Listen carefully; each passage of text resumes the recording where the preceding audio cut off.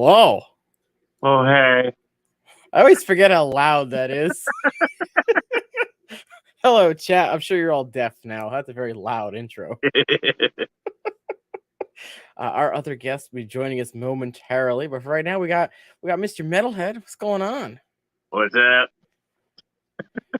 If you guys couldn't tell by the thumbnail, we're talking about Flowerhorns because I was supposed to get a Flowerhorn. Was supposed to go in the tank right there, but I never thought we got. were talking about goldfish. Or not? We can get a Flowerhorn that looks like a goldfish. That would make you feel better. Oh, okay. But yes, hello everybody. Leo was in here early as usual. Hello, Leo. Mr. Von Yinzer was in the chat. Patty, Mr. Scotty, the Fish Freak, Pridemore, Stephen P, Misfit, Seth, and Whipworld. Hello. And there's Ian. What's going on? Yeah. Yep. Just had a nice hangout chat over on the Metalheads channel. That was a fun one. Liquid Zoo, hello, Matt. How are you doing? Hope you're doing well. Liquid Matt. That works. But yes, bring your Flowerhorn questions, chat, because I only have a very limited amount. It wasn't as easy to search Flowerhorn questions as it was for discus questions. Really? You search frequently asked discus questions and you get like 5,000 answers. You search frequently asked Flowerhorn questions, you get like 6.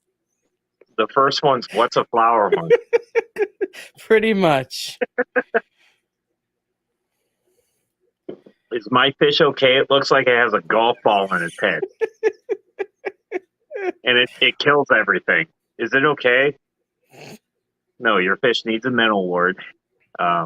It's a goldfish. Oh, that's actually a good question Patty has. When are they coming out with a dwarf Flowerhorn? How can they genetically crossbreed more things to give us a dwarf version? I wouldn't put it past anybody. Do we have to start breeding Flowerhorns with like rams or something? Convicts. Oh.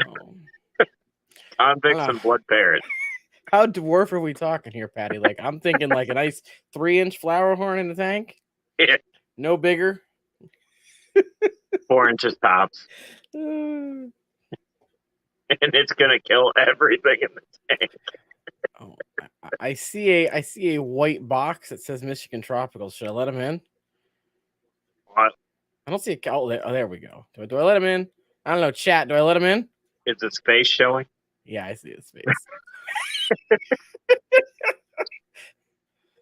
Oh.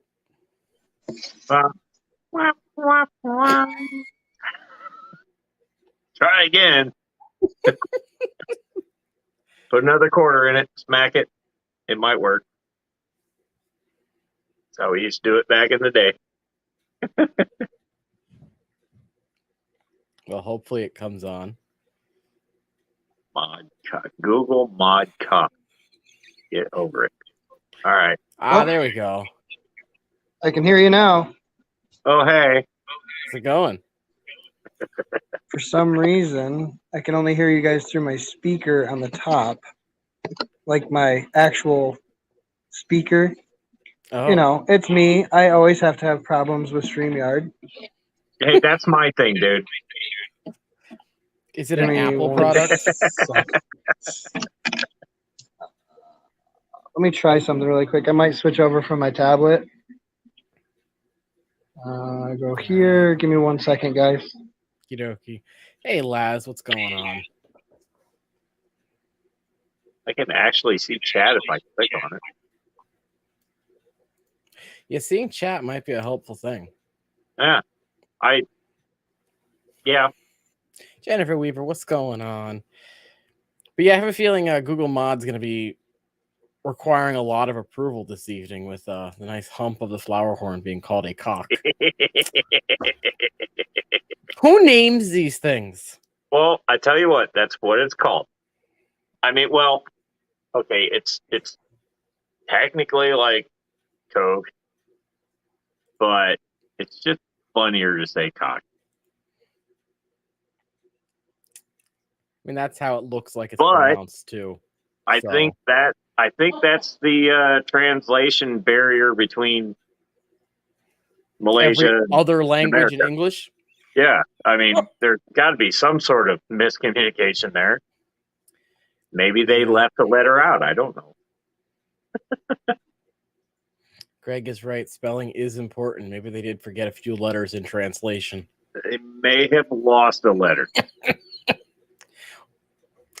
Which, honestly, one letter probably still wouldn't have helped. Yeah, I mean, unless it was, yeah. Hey, Leo, thank you for re-upping that membership for 3 months. You got your Hell. Oh, you named your Hellboy Maul. Of course you did. Are you just gonna have all Star Wars named beta Well, fish? yeah. Why not? I'm gonna pop in off my other one, so I'm gonna leave this one here. Okay. I'll see you guys in a second. Okay. I tell you what, we named a bunch of our discus after Star Wars characters. So I am not opposed to that. Do all the discus look the same though? No, Oh, okay. they're all different colored. And actually, the one that we named Ahsoka really has her face stripes, Nice. kind of. To make this stream a little bit better for what we're talking about, let me go change my shirt. Oh, What? He's changing his clothes now. Oh, boy. This isn't Friday night. Leo, I'm not hating on Star Wars. I just realized what you're doing.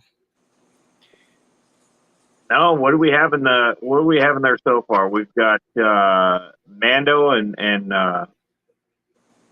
Boba And Ahsoka.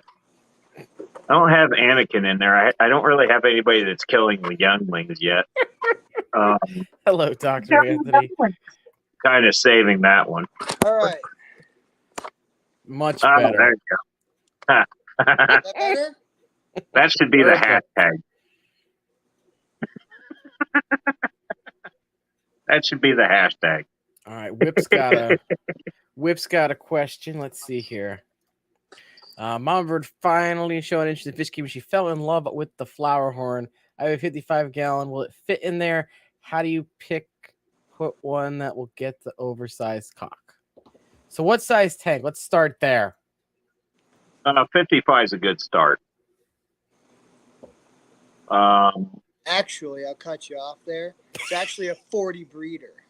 I was just going to bring that up. 55 or a 40, that's a good start. Don't put them in a 20. No, Okay, the guy I was supposed to get mine from had it in a 20 tall. And it was a full-grown 6-inch fish. No, 55 is a good starter. 40, 55, somewhere in there. Then you want to move them up. I'm assuming you want wider versus taller, so they have room to maneuver more. Or does it not Give them a matter little with room them? to run.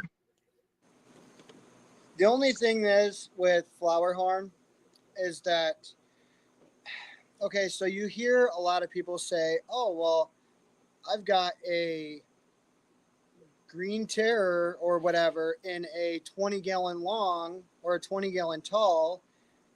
It'll only grow so big. It'll stop growing and it'll stop, the thing is it doesn't stop growing. No. The internals actually continue to grow.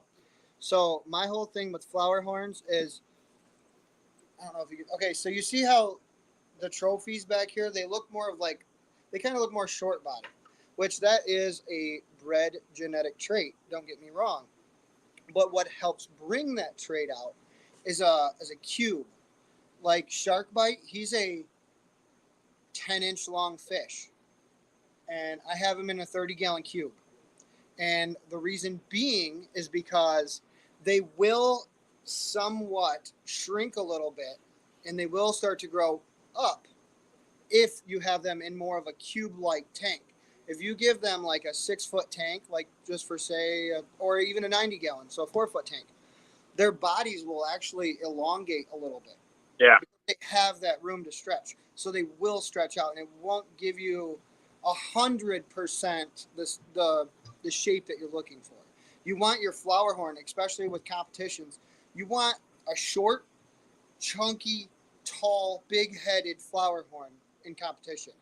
The ones that are more elongated and kind of stretched out and maybe not as tall or not as wide, they get lower points. Now that's in a competition standard. If you're just trying to grow out a flower horn for your personal pet, you're not looking to compete, you're not looking to, try and take a grand championship, then you could toss it in a 55, 75, a 90.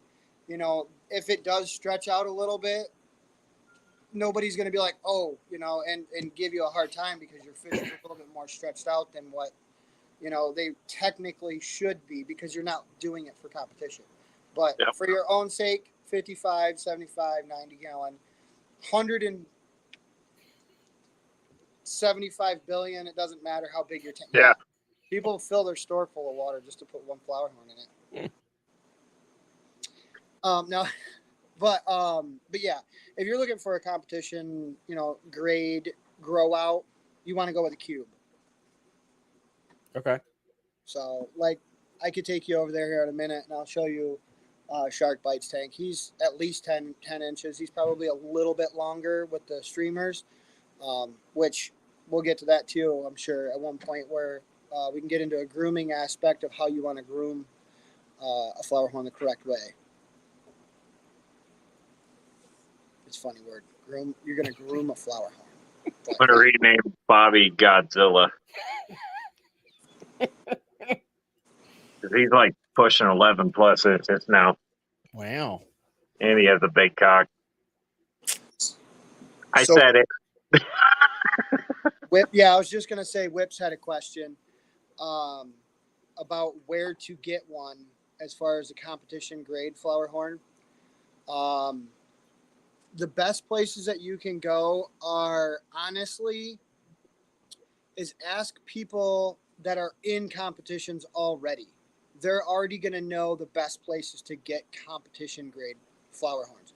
You can go to, we got a really big pet store here. It's just west of me, probably about 45 minutes. And their tanks are always saying high quality flower horn. And you look at it and it's like, not so high quality, but being they're so big, they can ask $1,200 for a base flower horn and get it. Oh yeah, it's ridiculous. Wow. 1,200. Huh? $1,200. $1,200 is a decent price. Like, you'll see some of them have like $2,500, $2,600 on there, and people will buy it because they're a very reputable store. I mean, they're monstrous. I won't say a name, but they are a very big store, and they have decent names in the industry. So, yeah, they pretty much ask whatever they want, and people will pay for it. Huh.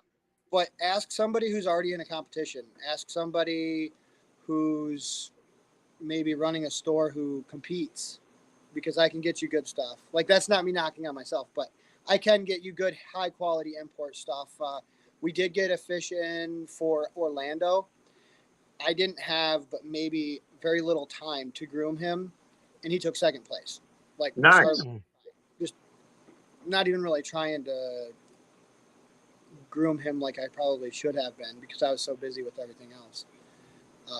But yeah, your best bets is importers too. I mean, I know when I was getting into the hobby, people were talking about importers, and I'm like, well, who's an importer? And they're like, find out for yourself. It's like, okay, well, how am I supposed to How nice. how am I supposed to get a hold You of it? came across the gatekeeper. Yeah, pretty much. And a lot of people are gatekeepers. A lot of people will not tell you where they get their fish from, and that is the biggest pain in the butt when it comes to this hobby. Yep. Because you can talk to 15, 20 people who own farms in Indonesia or Thailand or whatever country, but getting them in is like, okay, well, who do I need to speak to for transshipping? I don't know. You just got to get your local one. Find out which one you want to use. It's like, yeah, you can look up transshipping on Facebook now or on Google now, but Just couldn't do it 5 or 6 years ago. 5-6 years ago, that was like a golden key that you had to find. And, Yeah.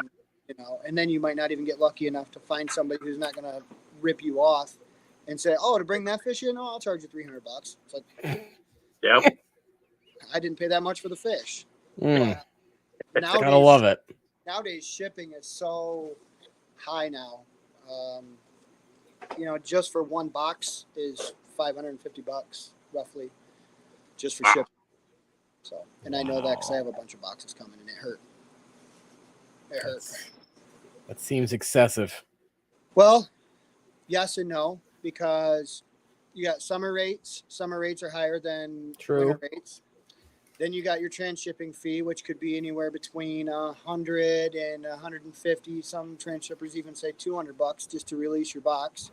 So there's already $500 to $600, and then you got to do your gas to get to wherever it's coming in. So you got, there's a place in Florida, there's a place in Chicago, there's a place in California.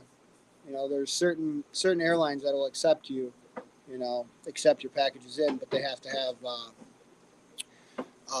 Fish and Wildlife to clear the package. So it's expensive. Yes, Patty, that's Michigan Tropicals. Hi, Patty. So, Metalhead, where did you get your flower horn? Me? From my local fish store. Okay. I paid $25, and he was this big. That big. On import, I sell them for about 12 to 14 on import. But I also bring Michael actually sent me one as a gift, and unfortunately, that one did not fare well. I had him in a separate tank, and I didn't get him out soon enough. He got attacked. He held his own up, but it was 5 green terror against 1 flower horn. It didn't go over well. Okay. You murdered him. Yeah, pretty much. Just so you know, I was just going to tell you that flower horn that I gifted you was actually one of 500 that I got in from a high quality Indonesian shipment that You could have just not told me that. I already felt bad enough. You could have just not told me that. Around a little bit. You killed the flower horn. Take it. Tell you what, though, I got a great looking goonch over here. I know you have. I pretty much knew where that goonch was and from. I got a really awesome lace fin Adonis. I got more of those too. Yeah.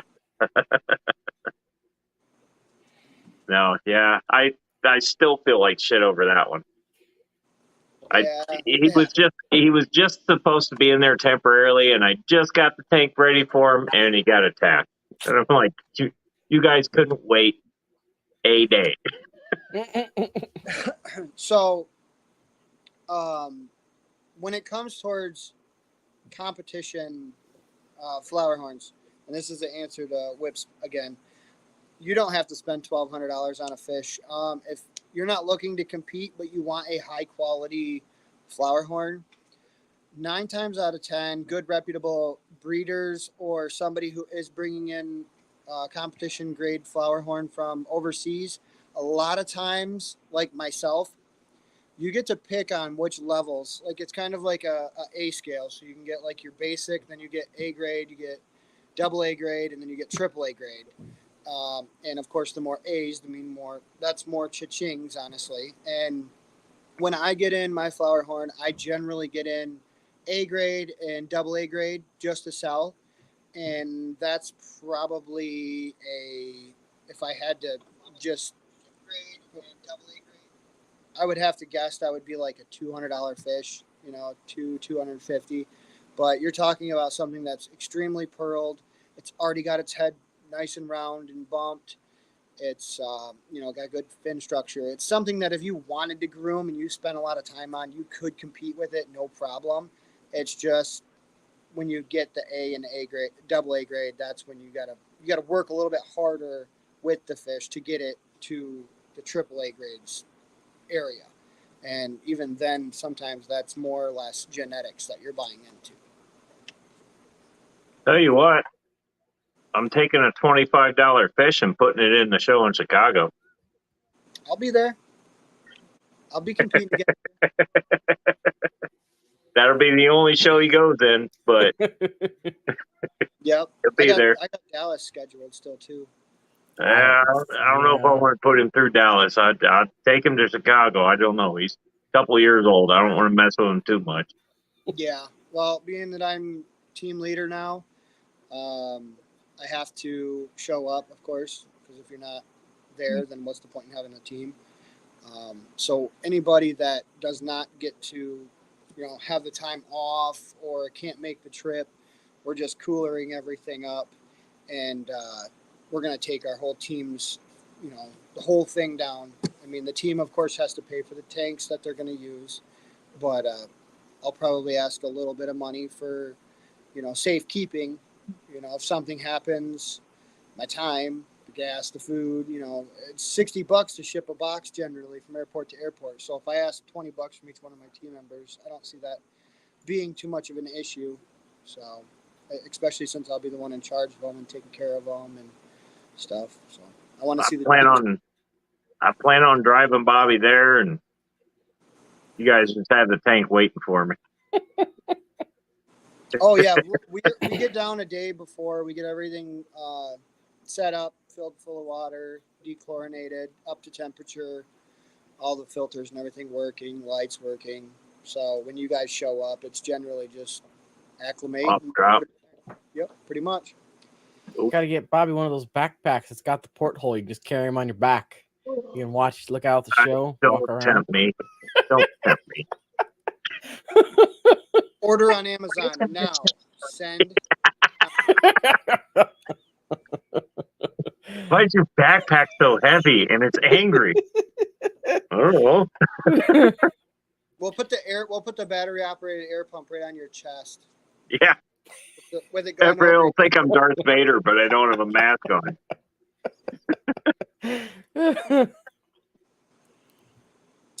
And you come into the class. Shoot. I forgot to get my clash table. I just mentioned that earlier. You did. You mentioned something to me like, what is it, a week ago? I was like, shoot, I got to get my tickets. I'll get on there later and do it. And then, the mind of a store owner goes 27 directions at once. And I'm over here saying stuff to Taylor, and, her mind's already going 27 different directions on stuff that I asked her about previously. So she's trying to hold it all together, but it's hard for both of us to do it because I'm constantly asking so much. So if there's still tables available, I will definitely get Scotty, are there still tables? I'll definitely get one. I'm thinking Scotty's talking about the fish show in particular, though. I think we were talking about something. I want to say we were talking about that in the past about having a competition at the Clash, but we're not sure of how it'll work out. Oh, apparently there's 4 tables left. Okay. Perfect. Yeah, I mean, I think last time we had you up, or last time Scotty was in here, we were talking about it. About having an actual Flowerhorn thing. And I guess if they're going to have the same venue next year, I guess we just logistically, if you're going to be there, you'd have to logistically see what it looks like. And you guys could probably plan for next year, I'd imagine. Yeah, that sounds like a plan. Yep. Since it is a whole new space this year and it's bigger, and they could probably got a lot of different things they got to figure out. So. Oh, yeah. And then let's see. Von Yinzer had a question about grooming. How does one groom the Flowerhorn? Okay. So this is actually a perfect explanation here, because there's 2 separate trophies, 2 separate fish. But if you look at the fins on this one would actually get a lower grade than that one. And the reason being is because of the fin structure. Let me see if I can. I got these on there tight. I don't know which way to slide. There we go. How does this look? Not so easy to get it off the wall, is it? Well, it's a painted screw, so it's a little tight. So on this one here, hey, Scuba Steve, if you notice the tip of the fin here does not go past the tail fin. Okay. It's really close. This one actually should have been trimmed too. That shouldn't. They just did this for looks, I guess you could say. But in honesty, the tail should never be this long. You actually trim it with a razor blade. Oh. I'll show you with this one. I'm not doing that. This will teach you to paint screws. Yeah, no kidding. Do you want a crowbar? Yeah. Why don't you slide something behind it? Got it. That one's not even painted. It was just that tight. It was just there. So if you see this one, it passes. Whoa, over here. I'm backwards. So this one passes the tail fin. So this would actually get docked points because the streamers are too long. Oh.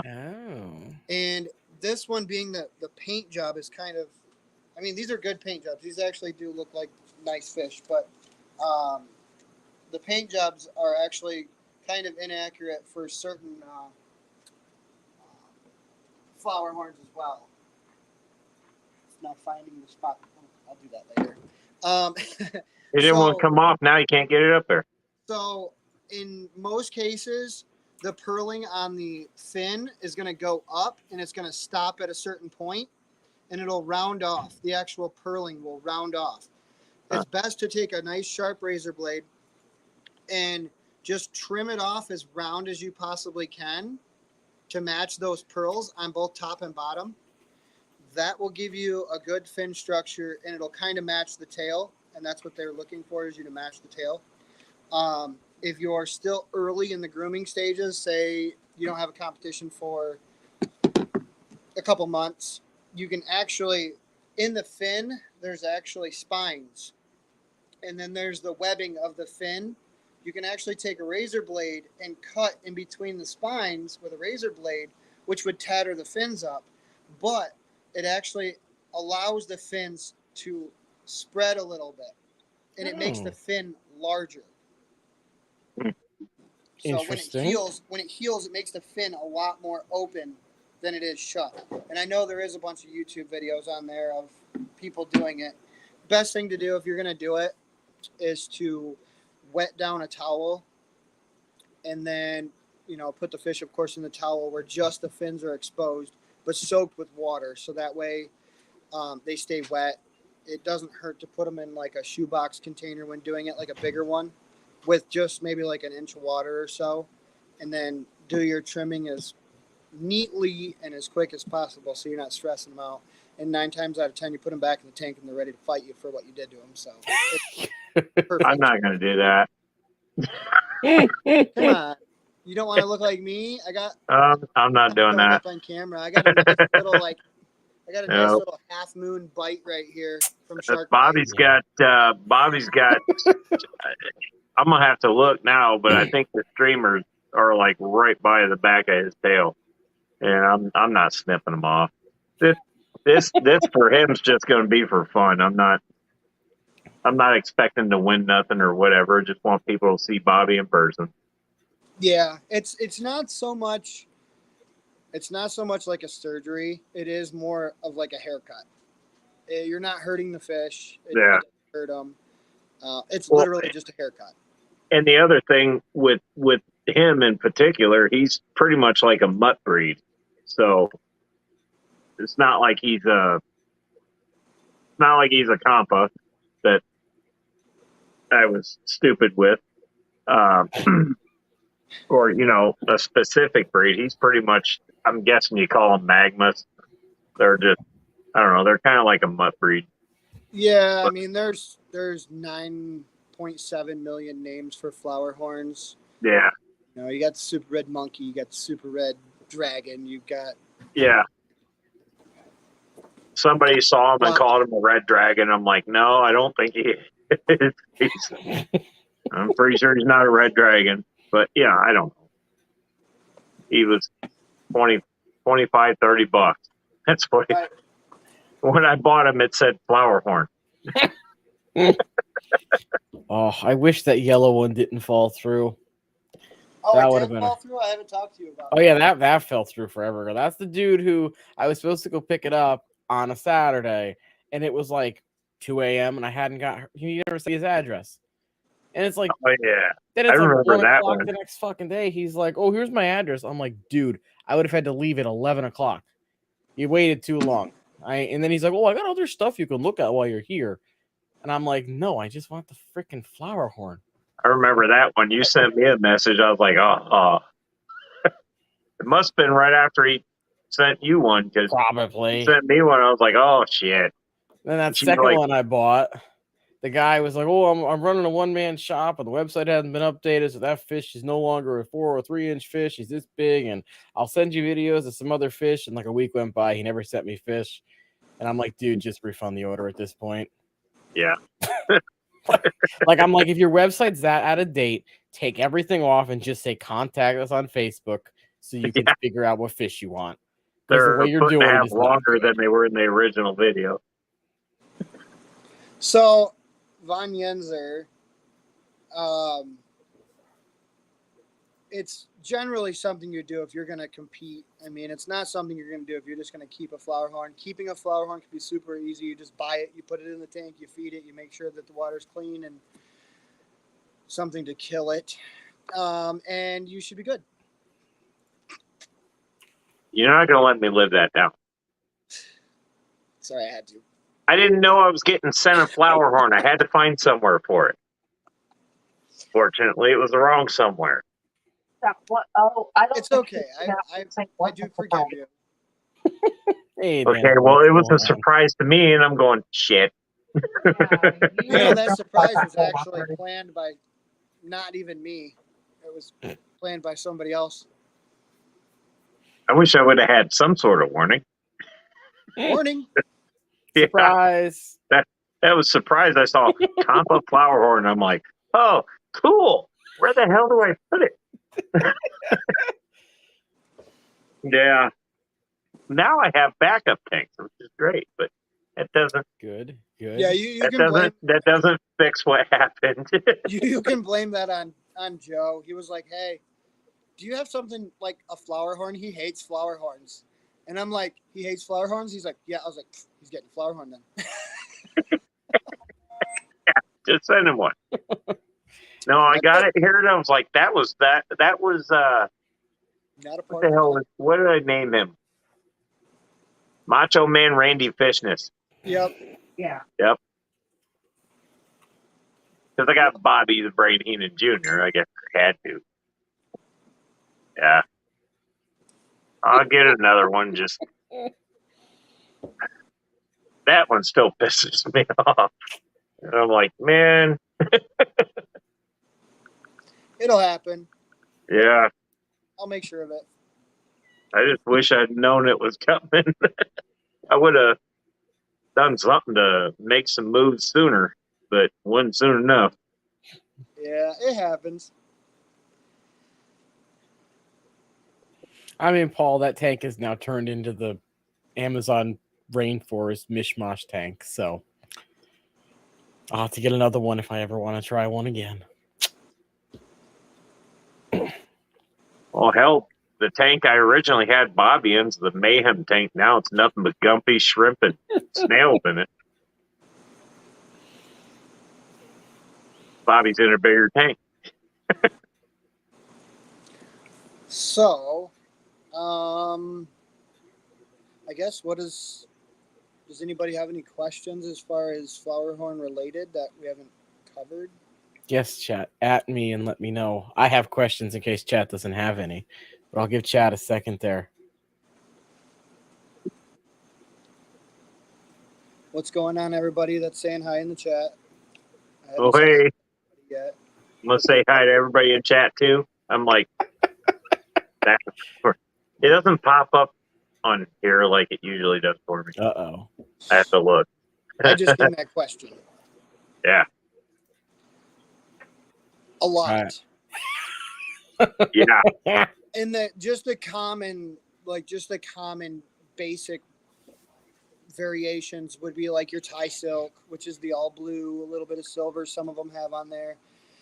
SRD, which is considered like a super red dragon, I guess.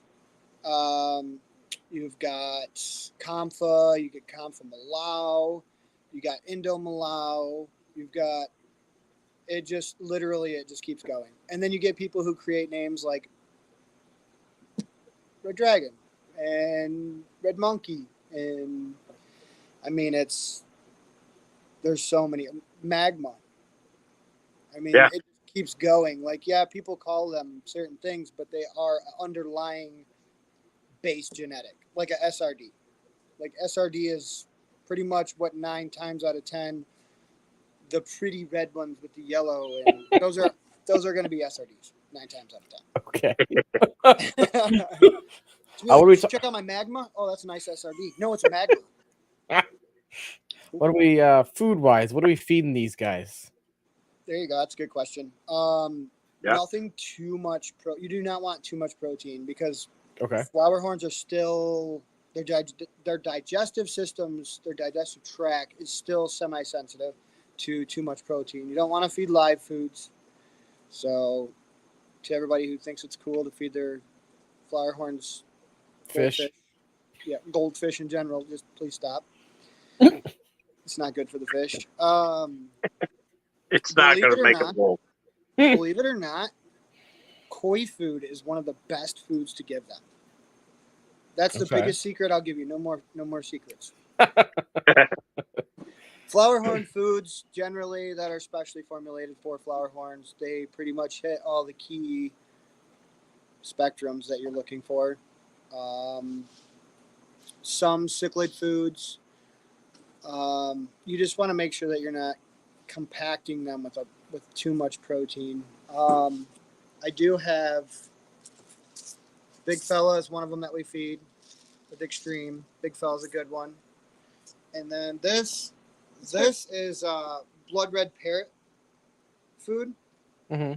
And so if you have a fish that has a lot of red in it, feed them something that is physically red naturally. That blood parrot stuff really does. Yeah, this does actually work a lot. As you can see, this is a decent size, and I'm already halfway gone. So, so there's keratin in like shrimp in certain formulated foods. Salmon has a lot of it in there, and that actually transfers over to the pigment as well, which makes the fish more red. Yeah. So if you have an SRD and you're wanting it to be more red and it's been fed just basic foods, give it a lot more, say, shrimp in its diet or salmon. But you also want to counteract that with spirulina too. You do want to give some greens. The greens are what's going to make the pearl reflect a lot. It's going to give you a little bit of a deeper base, a little bit more green. It'll help the red pop a little bit more. So if you have a good combination between spirulina and krill, it'll help with the colors a lot. Okay. And that jumbo Hikari jumbo carny sticks is what I feed Bobby. And it seems to be if I feed him other things, he just dulls out. But if I feed him those carny sticks, and I don't like plow him 6 times a day with it, a couple times a day. I mean plow him literally, but a couple times a day, feed him those.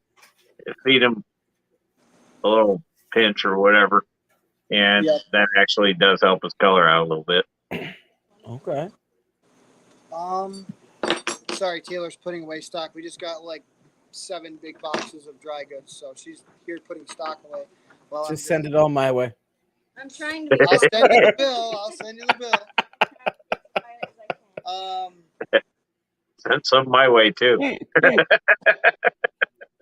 Send me your email. I'll invoice you. I'm not that rich yet. Hello, everybody that's been coming in. I see a lot of people coming in. Howdy, howdy. Thank you for joining us. There might be some under the counter.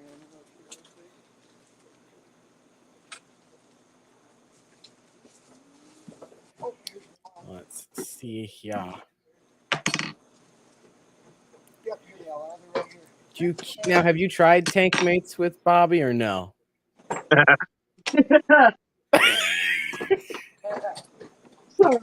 Long time ago in a faraway land. I'm assuming it didn't go well. Actually, he was trying to pair up with a jewel cichlid, and then he started attacking literally everything that came near them. So that's when he went into his own tank, and he's been on his own ever since. Okay. we seem to have the cameras been taken over by Flowerhorns. What in the hell am I looking It at? actually looks like a training tool, It is. sort of. Yeah. So this one is a handcrafted, hand cut, and painted from overseas. And this is one thing that you can get, and it'll help groom your flower horn. Pretty much piss him off, just to make him get more color and bigger head and more aggression. So when you do end up taking that little four banger you bought, right?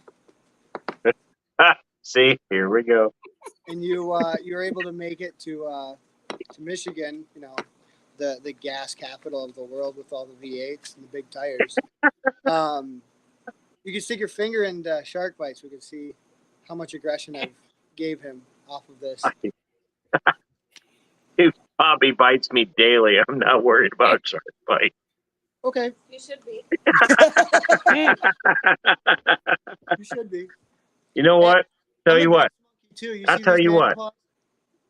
I'll They tell cut you right what. through these like razor blades. I don't even. I'll tell you what. What are you doing this weekend? Living. Might as well do it this weekend. Might as well. Why am I getting looked at angrily? Because I had something I wanted to talk to you about off stream for Friday. Oh, But it's fine. okay. Go to Maybe the Michigan, it's weekend fine. Wrap after. this weekend. Yeah, give us a little bit. It's fine. I have a truck. I can get one from you to get. The weekend after would probably work better. I look like I'm going to die right now. You're not gonna die. I just big cars You guys to had this television. truck. It smelled like wood stove and gasoline because I was working on an outboard motor before I left because I'm getting ready for Florida. This was just for Friday. Oh. Yes, it's nice. But it was brought to me just before you went to this because I forgot because I'm a shit parent. It happens. Yeah, so next weekend. So if somebody came in and said they wanted to put their flower horn with something into the store, that is, what would you tell them? No, or would you suggest a nice giant pleco or something go with it? I So, wouldn't even do that. believe it or not, flower horns can go with other stuff. Start early, like early when I gave Metalhead his. And make sure that it's not too big. I'm not saying nothing. I'm just saying, like that big. It literally depends on. It really does depend a little bit on the fish too. But 9 times out of 10, when you get them smaller, it's going to be a lot easier to transition them over to be more of a community fish. But you might get 6 to 10 months to a year with a fish that's perfectly fine with other fish, and then one day you just might have the snap and he just goes murk on everything. But I do know a lot of people from here actually too, where I'll tell them probably shouldn't put that with anything, and they're like, well, I got a 150-gallon tank, I'm gonna try. And I'm like, well, if you try, he either will be the last thing left in your tank, or it will get bad enough where he doesn't make it. I just want to let you know. And they're like, okay, well, I want to try. And then they come back like 2-3 weeks later for food or something, and I ask them, how's your flower horn doing? Oh, great, no issues, and there's people that have been like that for months, even a year, and they've got, Texas and Oscars and Jack Dempsey's, and it's all about really crowding the tank. If that flower horn has one other fish to pick on and only one other fish, he is going to pick and pick and pick like crazy till that other fish has no scales, no fins, and is laying on the bottom dead. If there's multiple other fish that are around his same size, maybe some bigger, maybe even a little bit smaller, as long as there's a volume of them, there's no possible way for him to pick on every single one of them at the same time. So you're going to get better results that way. Well, it's kind of like red devils. If you overcrowd the tank, you can have them in a bigger tank with multiple fish.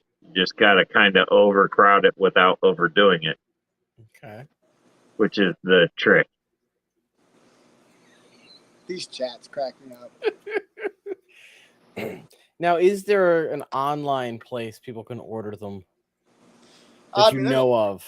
There's a bunch of places that you can order Flowerhorn from. I know one of the biggest ones would be J4. He brings in a lot. J4 Flowerhorn. It's hard because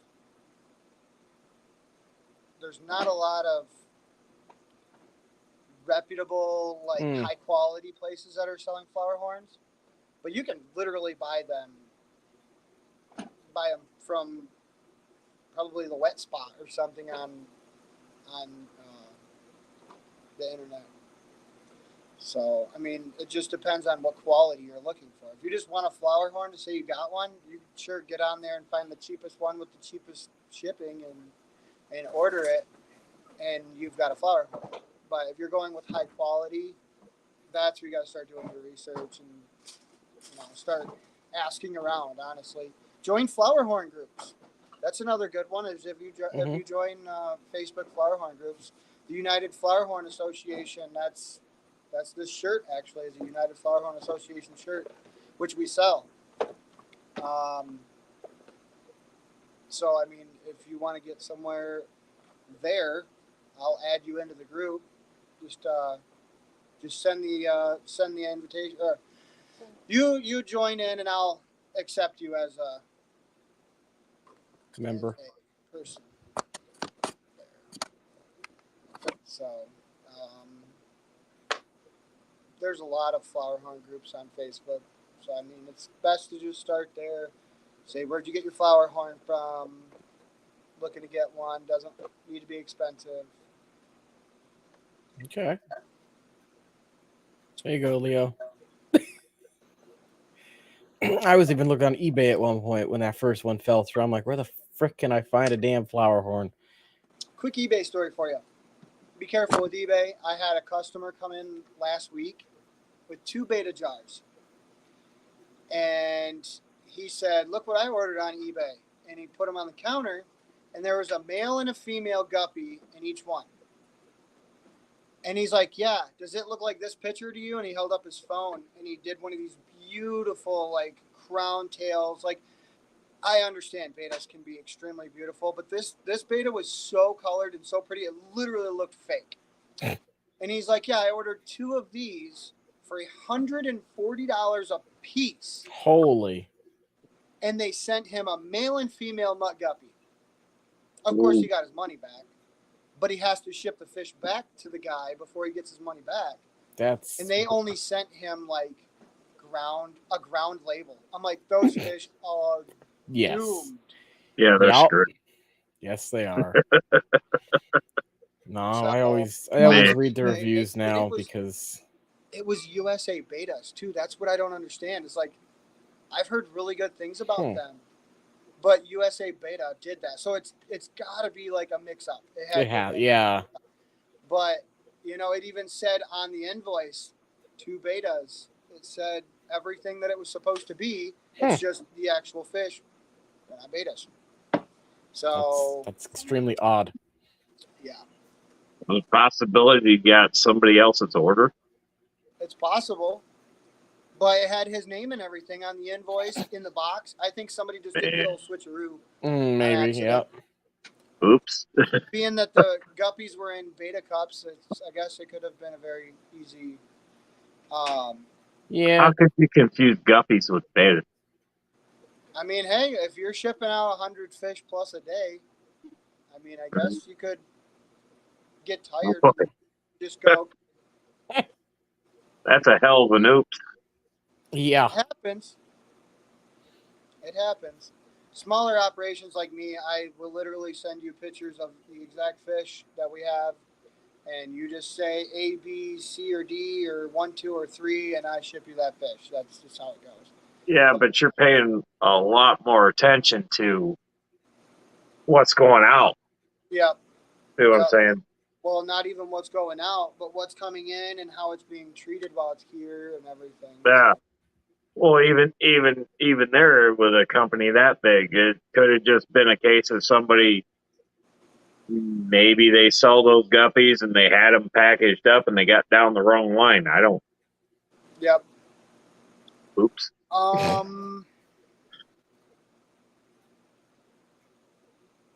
We got a question here as far as are they cheaper with or without a cock? And it all depends on the size, where it originated, where it came from, its genetics.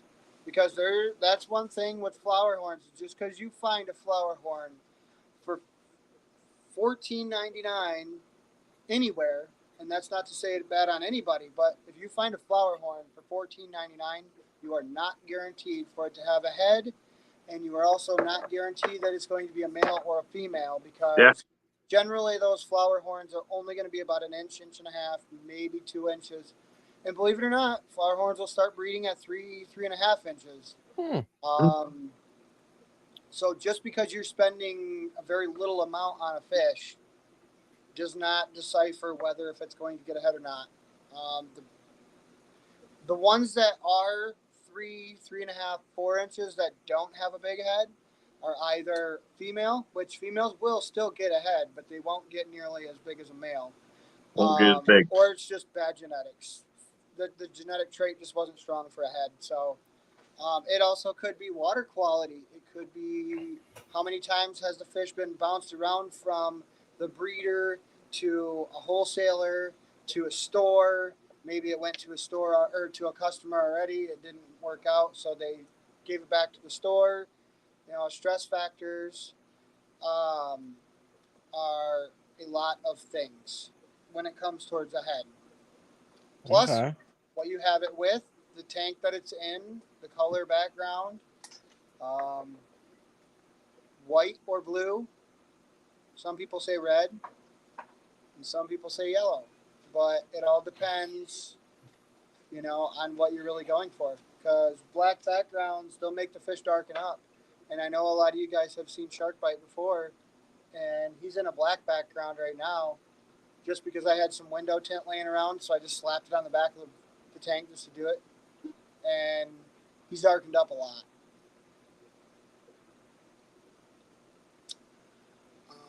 See, I got lucky with Bobby. I just bought him as literally all they had listed was a flower horn. Mm-hmm. And now he's a huge prick. But I could have gotten a female. It was a 50-50 toss up there. Yeah. Thunder Aquatics asked what's the difference between an SRD and a Compa. A Compa is going to be a more elongated from the get-go. It's going to have a little bit longer body structure. It's not... So the Compa, they'll still get big heads. But the SRDs are known to get bigger heads faster.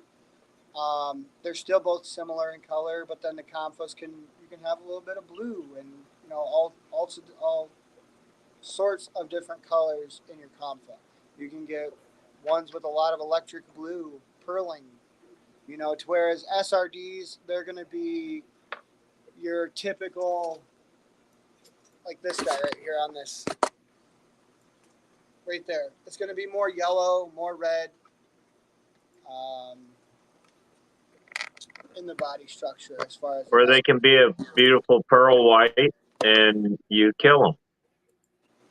I didn't say it. See, there, I said it. Just saying.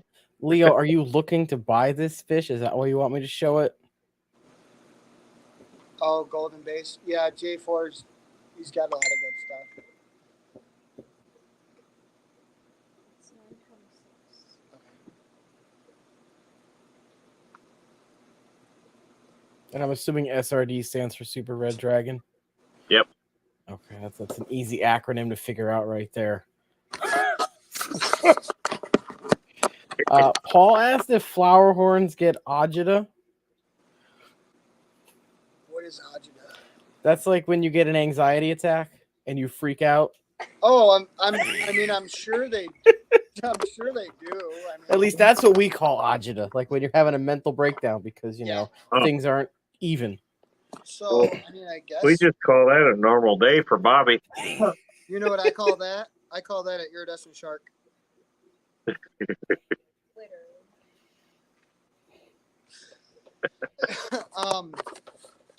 So I'm gonna see if I can operate this properly. I hate that StreamYard won't let you switch your camera around.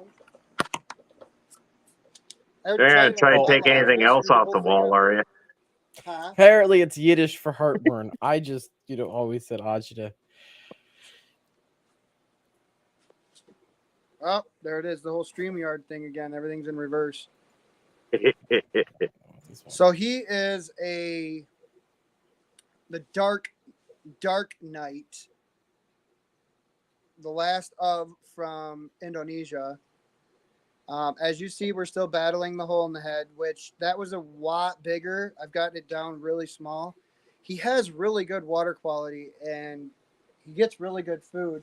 So I'm not sure what the underlying cause of it for it to keep coming back again, but it's not nearly as bad as what it was. But he is a bowling, believe it or not.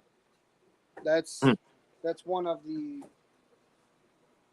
1.5 million names that they have for Flowerhorns. Bowling, Batar. It's all about where it comes from, who bred it, what country it Yeah. comes from. Is hole in the head a common illness with them? What's that? Is hole in the head common with flowerhorns? Yeah, it is. Okay. It is common. It was honestly to begin with, there was an injury that happened when we were moving him. I noticed it had developed after I pulled him out of the net. He was perfectly Okay. fine in the tank that he was in before, and he had just a mark on the tip of his head. And I feel like I assumed that it would just heal, but on its own, I put him in a clean tank already that was established. So I'm assuming that it was just bacteria or something that had gotten into the wound and it just made it worse. So we got some more Maricin and stuff in, so I'm going to try and use that. But methylene blue in a syringe. I got a small syringe. It's like a really tiny one, and I got sick and tired of seeing it. And I'm having a really hard time getting him into you. He's trying to bite your head through the glass. He's so pissed at me right now. It's not even What funny. did you do to that poor fish? I ain't doing anything. It's just Bobby. Thank you for the super sticker there. Fantastic. Preach. Much appreciated. I do need to clean the tank. There he is. Now he sees himself, so he's super pissed.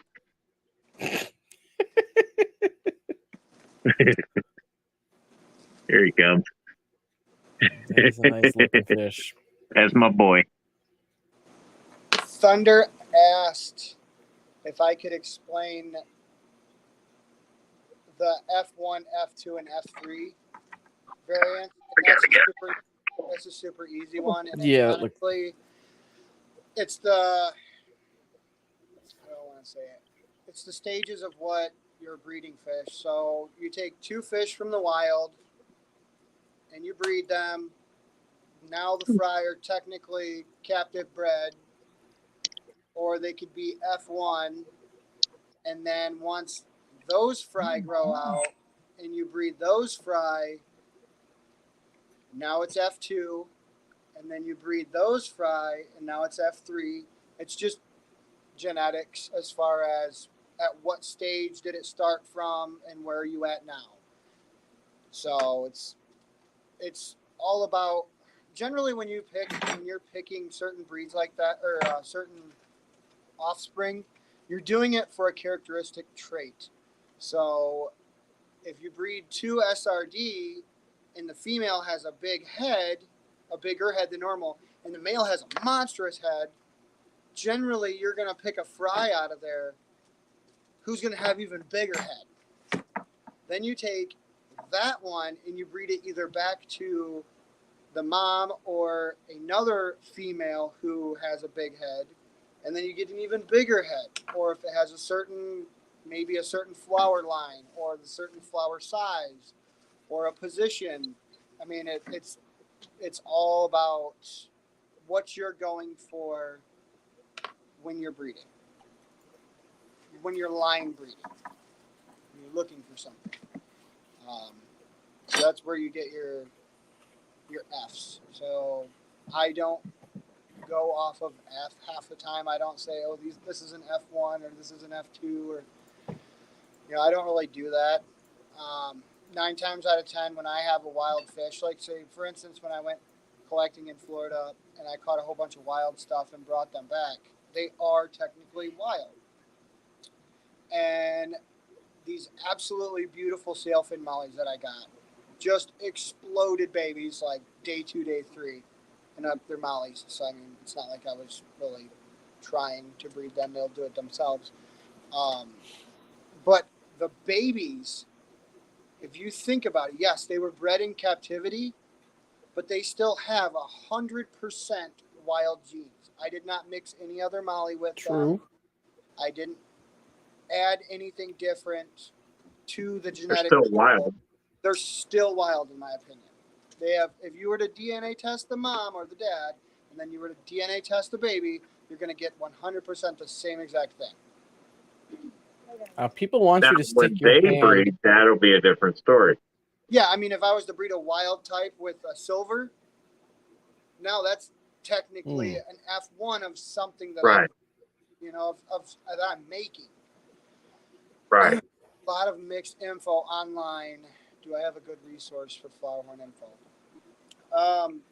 Yeah, the United Flowerhorn Association. No matter where you go or what you read, it's the internet. People are going to say that's a good thing, that's a bad thing. True. Really, honestly, you stick with the person that has the most time working with the fish. I do know a lot about Flowerhorns, but I know nothing compared to some of these people who have been in the hobby for the last 15 years and been strictly working with and only with Flowerhorns. If you go back to, say, one of the main guys with the United Flowerhorn Association is Michael Lohoff. That guy will tell you till he's blue in the face every single thing about a Flowerhorn and what it takes to get certain characteristics out and how to groom. Now, to get that information out of him is a completely different story. Good luck.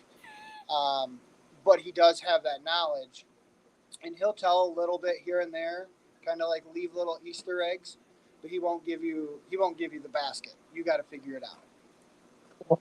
And the other thing too is when the Flowerhorn first came over here, it was from Singapore or Asia. Now there are so many damn variants here in just the States. Yeah, well, totally different ball game now. Believe it or not, the first Flowerhorn that came to the United States were ugly. Yeah. They didn't look half as good as what they did. No. That's where playing with the genetics come from. You take something that looks like crap, but you have an end game. How are you going to make that end game? How are you going to get there? Yeah. It's breeding Vieja. It's breeding, all sorts of different types of fish to get the body structure, the head structure, or red devil, whatever you're looking to make. I mean, at this point now, I wouldn't consider them an imported fish. I mean, there's so many breeders here in the States alone. Oh yeah. Competition or whatever, and it's just the ball game has changed with the Flowerhorn big time. Oh yeah. When did I get my first Flowerhorn? I thought they were the ugliest things in the world. About 3.5 years ago, 4 years ago. Close to probably 5 years, yeah. Time flies. Close to 5 years ago, I hated. I literally used to make so much fun of them. I'm like, that is the most ridiculous looking fish. I still don't like them. And I thought they were just. I mean, they're man-made, but I'm like, whoever created that thing should have dumped the project a long time ago. And then Michael, actually, which is funny, Michael Lohoff, one of the main guys in the United Flowerhorn Association, he was like, hey, I want you to take this fish. Because I told him I hated him. I'm like, I don't like him at all. Don't want nothing to do with them. He's like, here, just take one for free. And I'm like, oh, great. And you fell in love with them. I had it for 2 days, and I'm like, hey, you're kind of interactive. And Yeah, I didn't like I'm them. hey, I want a better one. I didn't like them until I saw them in Chicago in the show. I was like, I always thought these things are just ugly looking, and then I saw that orange one in Chicago, and I was like, shit, I think I like Flowerhorns now. That was Ray Gonzalez's. He's one of my teammates. He was then. But the wife, I showed her when I first got Bobby, and she's like, "What is that thing?" And I'm like, "It's a flower horn." She's like, "What are those supposed to look like when they get bigger?" And I showed her, and she's like, "That is fucking hideous."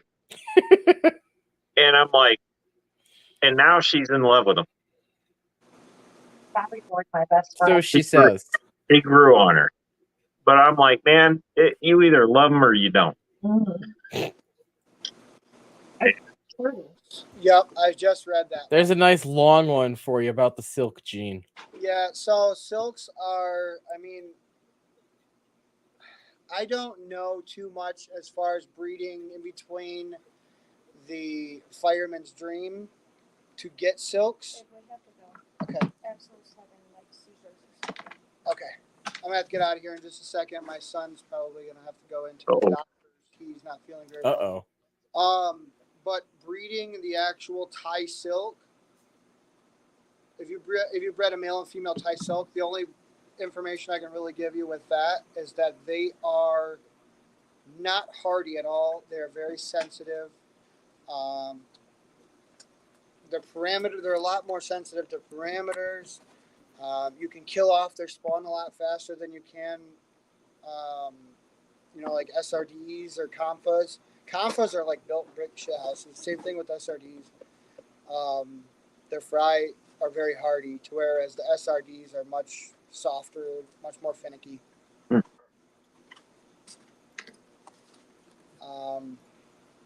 But yeah, as far as getting blue genes out of your flowerman's dream, it's probably just a high genetic mutation with those few fry that you get, which just means that they're really high intensity pearls. And honestly, if you are getting those, grow them out. See what you can get. Maybe you get something that's really, really. This is still a man-made fish. You still could get something that is mind-blowing out of these fish. So grow them up. You probably just got high coverage pearls compared to the rest, and it probably wouldn't hurt to grow them out, see what they develop, and right around the 3 to 4 inch mark, breed them. Continue to grow them out, but breed them if you have the room or the ability to, and just see what you can do with it. You might have a very expensive fish on your hands. You might have something competition grade. So just Could have something everybody wants. yeah. I mean, high quality is where the game's at, and if you take a couple high quality, even if it's brother and sister, you take good high quality fish and you breed them together, and you're going to get high quality out of it. And the more you do it, the less of the mutts or the original that you'd get back out of it. It's crossbreeding, line breeding. So I appreciate you, Lefty, for inviting me. Thanks for stopping by. I'm sorry I got to split, but we got to get that kid taken care of. Yeah, I hope it feels better. If there's any questions that were missed, I didn't do my Sunday. I do a Sunday Fun Day lives now, but normally it's when I'm here at the store. Being that we were closed for Sunday, I didn't have a Sunday Fun Day, but I do Sunday Fun Days live. If there's anybody who wants any more information, they're more than welcome to join one of my Sunday Fun Days and ask me there. Or if you always want to ask me on my Facebook page, it's just Michigan Tropicals LLC, the business page, not the personal one that has the Chinese ladies picture, because that was a fake one that somebody had made to be cool or something. Yeah, that's funny. But yeah, if there's any questions, just hit us up, Michigan Tropicals LLC, at gmail.com if you want to email us, and Facebook if you want to message us there. But yeah, I appreciate you guys. Thanks for chatting, Metalhead. Thanks for being a good Flowerhorn keeper. Best of luck with the kid. Thank you. I appreciate it. All right. We'll was see you later. Nice talking to everybody, and I will see you guys on the flip side. See ya. See you guys. Yeah. He's never gonna let me live that down. So, bottom line of this stream is don't put Flowerhorns with green terrors. Is what You I know- got out of this. You know, it's very true. It just sucks when you're surprised with one. Honestly, if I got a surprise Flowerhorn, I'd have nowhere to put it. And I literally, the tank was firing up and getting ready, and I just got it ready, and they couldn't wait a day. Now, Like, come on. is Bobby on the big end size wise for Flowerhorns? Is it like an average that they typically He's get? 11 inches. Is that big for them? That's Or up is that there. average? Okay. Well, that's up there. Okay. And I mean, he's in a 90 gallon. And pretty much the entire time I've had him, he's been in a 75. I think I had him in a 55 temporarily while I was getting the 90 gallon that he's in now. Mm-hmm. I think that's the only time I've had him in a tank smaller than that. So yeah, his whole grow out with me has been pretty much in a larger tank. Okay. And now he's in the 90 gallon, and that's his home. That's where he's going to stay. He will go down to the 55 one more time while I do the top frame on that tank, because I got an extra one when I did this 90 gallon in here. Just because I wanted one with a center brace. So I figured the hell with it. I'll just tear that tank down somewhat and do the top brace on it real quick. It's not that big a deal. And get it back up running, make sure everything's good, and then put him back in it. Then he can't knock my lids off as easily. But yeah, What are you doing to that poor fish that he's pissed off at you all the time, trying to knock your lids off? That's him. That's Bobby. He's like a little tank. He's just nothing but muscle. What kind of water parameters we're looking at for Bobby's tank? High pH, around the 80s for temperature. And really even pH, I'll be honest, I mean, you guys already know me. I don't chase pH, but in that tank, it's higher just because of substrate I put in it. I don't do anything fancy with them. You know, when I was looking at getting one, I was like, I'm definitely going to need crushed coral because, my pH settles at a 6.0. And I'm pretty sure that's a bit too acidic for these guys. Crushed coral is the way to go if you have that issue. Out of the tap, we're 7.6 or higher. Oh, God. My tap comes out at 6.5, and then after 24 hours, it settles to 6. Now, out of the tap here, we're pushing the high limit on the pH scale. So, I don't usually have to worry about it, but crushed coral is a definite must if you're dropping that low in 24 hours. With crushed coral, I can get the 40 breeder that the African cichlids are in. That'll sit at 7.6 with the crushed coral in it. Yeah, crushed coral will maintain it, and crushed coral will maintain it for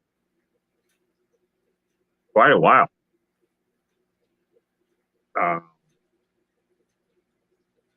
The only problem is I don't know how long because my pH is so damn high. Yeah, I know the more acidic your water, the less it stays. So what I'm going to do is now when I do water changes on that, I'm going to half dose it with that African cichlid buffer that I found, the Fritz cichlid buffer they give you that's supposed to buffer the pH up. I'm going to do a half a dose on that just to bring it up a little bit. Don't use the buffer. I want to give it a try. Just do crushed coral. That's all you need. Yeah, but then I got to take the coral out when it finally gets used up. No, you don't. I mean, I planted the tank, so. Oh, well. probably wasn't the best decision, but Well,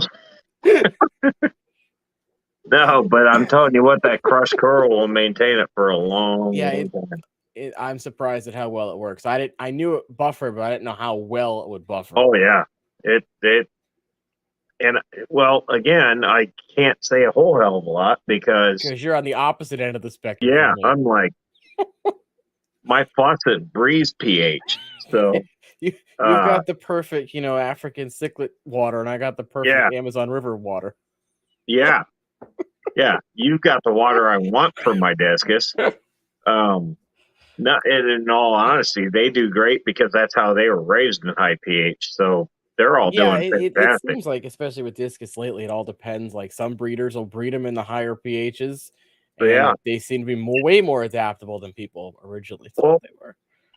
And what's funny is, and I know this isn't a discus thing here, but it's fish related. We're fine. The two discus that I got before the discus Hans fish, they were in RO water. Oh. And they're in mine, and they are thriving. They are more active than anybody else in there. Mm-hmm. I don't know if that's a bad thing, but they're doing great. Hello, Danny. What's going on? Eduardo, hello. Nice to see you before bedtime. All of those discus are doing great, but I'm just like, I'm starting to wonder about the RO water in that place. Because I'm like, it didn't seem to bother them when I put them in mine. I've heard a few people say they've gotten RO water from places, and then they've tested it, and it's like, it's really not RO water. It's just tap water. Yeah. Well, I put these two discus in there, and those were the first two discus that hit that tank. And they have been just fine. Boba and Mando. That's the same. That's they're doing fantastic. If anything, they're pricks. But I have a knack for getting prick fish. The other discus, they're still getting used to everything since getting moved up here, and they're just like hiding off back into the corner. They're just like, we're just gonna see what happens over chill here for a little while. Yeah, and they see the two big ones, and they're like, well, they're not getting screwed with, so you'll have one or two kind of swim up, or once in a while they'll all be at the glass, and it's like a middle school dance where the boys are on one side, the girls are on the other. Yeah, and then Cotton Eye Joe comes on. I got a lot of girls in there. And then you got the two older ones that don't give a shit. Does substrate matter? Can you use anything you want with Flowerhorns? Yeah. Have you found one that works better with Bobby? I'll be honest. Yes, I have. Okay.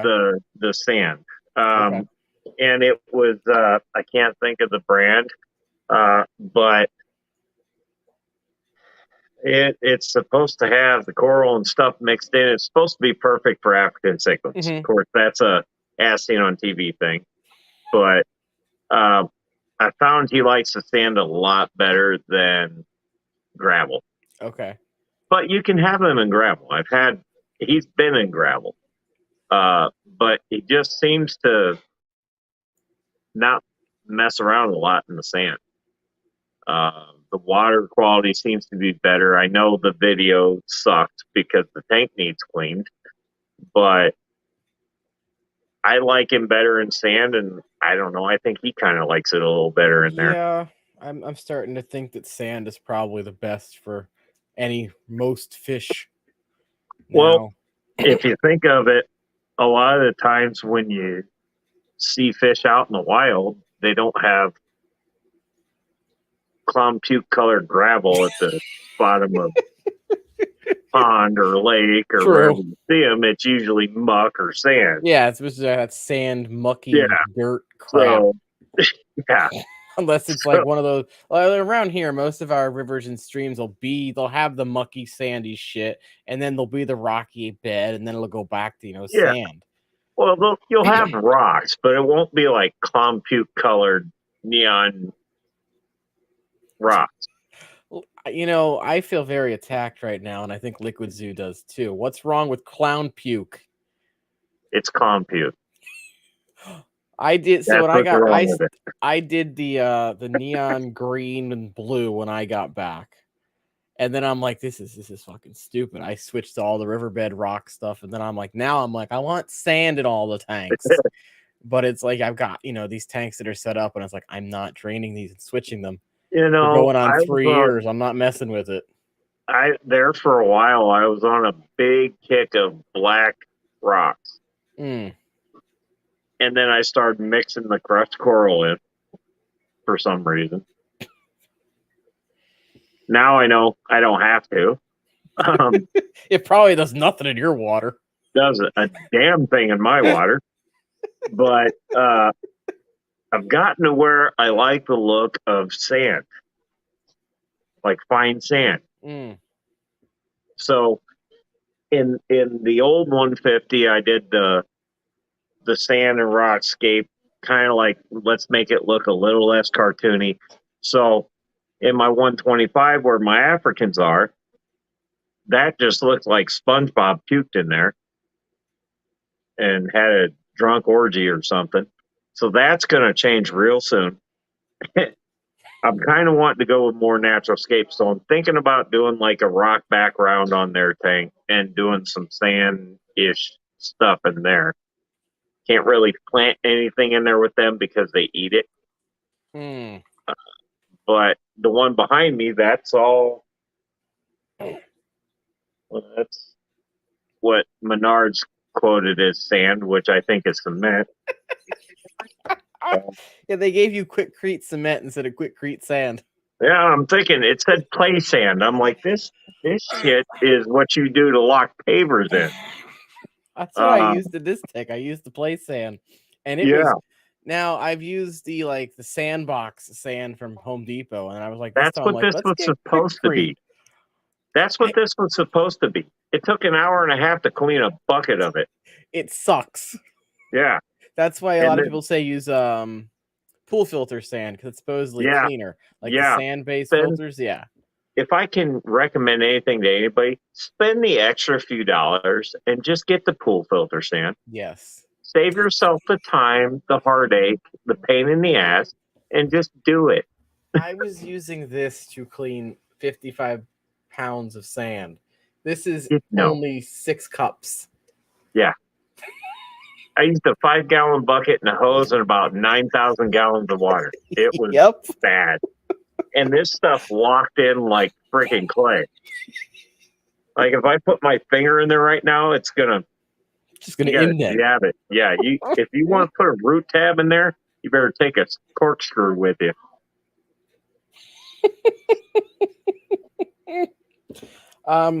Now, does it require? They don't require any special kind of light or anything. Like, are they sensitive to the light, or they not give a shit? Oh, Flowerhorns? Yeah, because I know like some fish require low light and are sensitive to higher lights. Honestly, Bobby doesn't care. Well, I mean, he probably does. That's why he's pissed at you all the time. Well, in all actuality, UV light's pretty much the best for him. Okay. But he gets a light about 8 hours a day, and not only that, there's a window in there, and it kind of gets in on his tank a little bit. Mm-hmm. If he wants out of it, he's got 3.5 feet to get away from it. So, and I usually catch him right in it. So I don't think that's the case. Lighting, I'm not saying put a heat lamp on him, but yeah, lighting's, he'll be okay with it. Okay. Now, decor wise, I know I've seen a lot of things online that say minimal decor because they'll scratch themselves on it. Yeah, they can. Okay. I have a skull that sits in there sideways. I quit trying to upright it. Because chat was trying to get you to stick your hand in there to fix the skull alive. There's no point. He's going to knock it back over. He likes it that way, people. I put that skull back up. And I knew what they were trying to get me to do. Let's see. Whip is complaining about filters and sand. People say that all the time with hang on backs and the sand gunking up the impellers and stuff. I've had no issues with that. I'll stick a freaking hang on back in with sand that's all disgusting, let it filter the water for me, and I've never had an issue. The one he's got in there, that's a Title 110. Oh, I like that title. I will say, with my Oscars and my FX6, don't run sand. Okay. Ask me how I know. How do you know? Took me forever to get the sand out of the flugel because I had one Oscar that would scoop up, go right to the intake, and spit it right into the intake. He's like, "Hey, Dad, look what I'm doing." That's what Whip Swirl does too. If a fish could flip you off, that's what this Oscar did. That was perfect timing, Whip, that your comment came in right as the same thing. It was like he was doing this the whole time, like you can't do anything about that now. Yep. So yeah. Oscars, well, Flowerhorns like to move substrate too. I swear it's just a cichlid trait. They all love to dig in the freaking sand. If they're a and cichlid, they're going to move it. But the advantage you got with the title is the intake is up a little higher. So that's right, yeah. Bobby just likes to clear pads. Oscars like to spit it into things. Because they're dicks. They know. No, now Bobby will screw with you when you're changing his water. You put a python in there and he's nailing it. He's like, "Hey, what's that?" And he starts banging it. It's like, really, dude? All right, chat. We got about a minute, 2 at the max here. Any final questions before we head out and go to bed? Because I actually have work in the morning after a week, and it's going to suck. I think my cell phone's going to die here in a minute. See, yes, any last minute questions, chat? I had to charge it up before I did my live. That's why I'm glad I got the new phone. It holds a charge a lot longer now. Mine doesn't.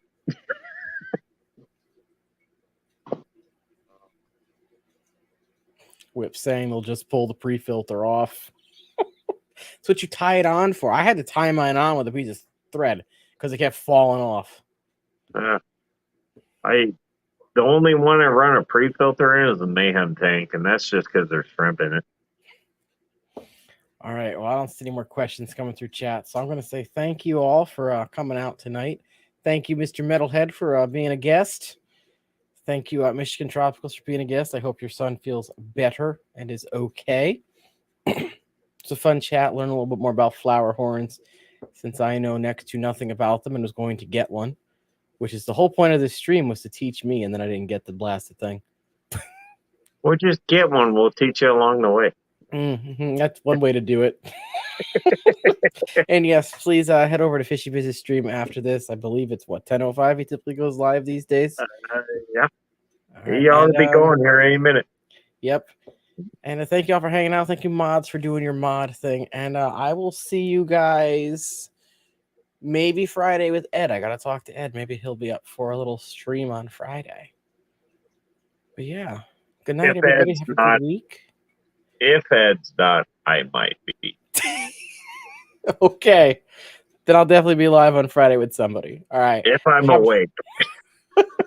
Have a good week, everybody, and I will see you guys later. See you guys.